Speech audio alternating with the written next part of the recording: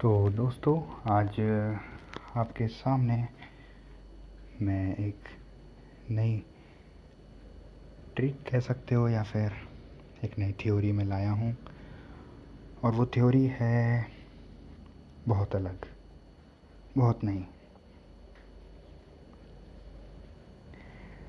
तो वो थ्योरी कहती है कि आप कम खाना खाओ, कम पानी पियो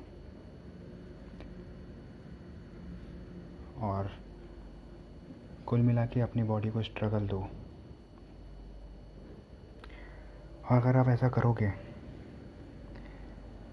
तो आप ज़िंदा तो रहोगे ही, आपके जीवन के पल भी बढ़ जाएंगे और साथ ही साथ आप ज़्यादा देर तक जवान रह सकते हो।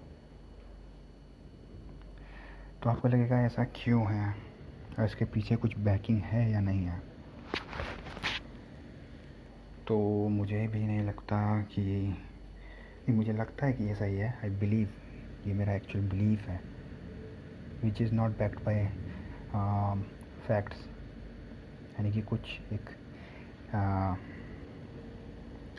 रीज़निंग है इसके पीछे जो मैं आपको बताऊंगा, पर एक फैक्ट्स या स्टडी में इसको कभी भी सही नहीं पाया गया, या शायद इसकी कोई स्टडी हुई भी ना हो। तो वो रीज़न है इवोल्यूशन।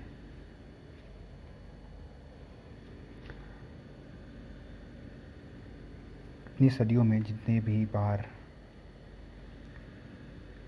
फेमाइन आया पूरी दुनिया में, तो जिस एरिया के लोग, जिस एरिया के मनुष्य में वो जीन था, तो फेमाइन के वक्त लोगों को जवान रखता था, जो फेमाइन के वक्त लोगों को जवान रखता था, वो जीन जिस लोगों में था वो लोग ज़िंदा रहे। और क्योंकि अगर तुम्हारे समाज में ज़्यादातर लोग ज़िंदा हैं, जवान हैं, भले तुम्हारा फेमाइन आ गया और वो लोग बूढ़े नहीं हो रहे हैं, तो यानी कि उनकी रिप्रोडक्टिव एज अभी भी सही है, तो वो सिविलाइजेशन खतरे पे नहीं आएंगे। उनके यहाँ भी मौतें होंगी बट वो सिविलाइजेशन खतरे पे नहीं आएंगी, क्योंकि उनके यहाँ पे जवान लोग ज़्यादा थे। एज के हिसाब से तो डिस्ट्रीब्यूशन लगभग सेम ही होगा हर जगह, बट उनके यहाँ जो जवान का जो एरिया है उस वो एज लिमिट बढ़ जाती थी। समझ लो किसी एरिया में सिर्फ 30 तक लोग जवान हैं, तो जहाँ पे फेमाइन, तो और किसी एरिया में लोग 35 तक जवान हो जाते हैं, किसी में 40 तक जब फेमाइन आता है। तो जिस एरिया में ज़्यादा ये जवानी आती है वो लोग ज़्यादा जिंदा बचे रहे, और ऐसा कई सालों तक होता रहा। तो आज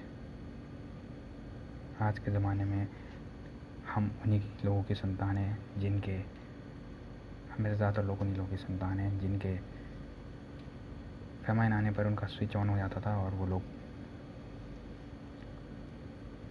जवान रहते थे। तो अगर हमारे पास ये स्विच है कि हम लोग जवान रह सकते हैं, तो फिर हमें हमेशा ही जवान क्यों नहीं रहते। उसके पीछे भी एक रीज़न है। अगर हम लोग हमेशा जवान रहेंगे तो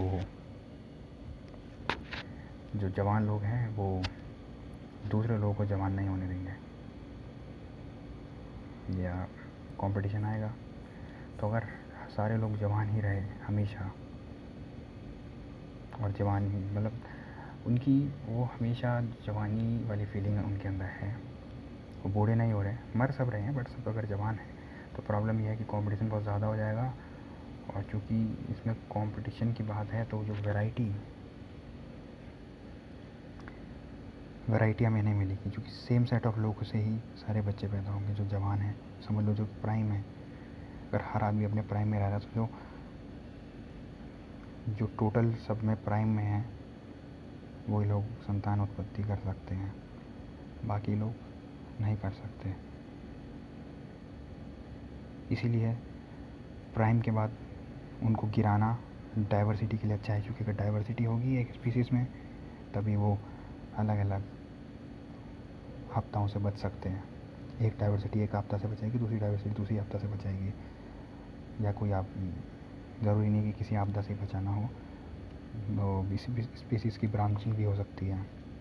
तो डाइवर्सिटी इम्पॉर्टेंट है जनरली, अगर खाना पीना अच्छा मिल रहा है तो।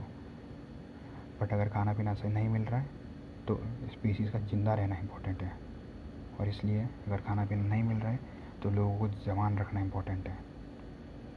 हम बूढ़ा नहीं बनाएंगे जल्दी लोगों को, क्योंकि बूढ़ा क्यों नहीं पहले हम क्यों बनाते थे बूढ़ा इसलिए बनाते थे ताकि दूसरे लोग आ पाएँ, बट अब दूसरे लोगों को मौका मिले। पर अब दूसरे लोग हैं ही नहीं, वो मर रहे हैं, फेमाइन है। तो फेमाइन होगा तो हमारी जो बूढ़े लोग हैं वो लोग, फेमाइन आएगा तो जो जवान लोग हैं वो बढ़ जाते हैं। तो अब बात आई कि हमारी बॉडी में के अंदर ये चीज़ तो फिट है, अब उसको एहसास कैसे कराना है। सिंपल है, कम खाओ कम पियो, कम खाओ कम पियो, स्ट्रगल करो, तुम्हारी बॉडी को लगेगा फेमाइन आ गया, और वो तुम्हें सोचेगी स्पीसीज़ को बचाना है, अब ये स्विच ऑन कर दो और जवान रहो और देर तक, ताकि तुम और रिप्रोड्यूस कर पाओ। मैं ये नहीं कह रहा आप रिप्रोड्यूस करो, पर एक जवान रहने का एक हैक है जो it is not backed by facts, but there is one reasoning. इस रीजनिंग को आप मानो या ना मानो, बट मुझे थोड़ा बिलीवेबल लगती है ये, नॉट 100% श्योर, पर मुझे लगता है कि ये सच भी हो सकता है। तो थैंक यू।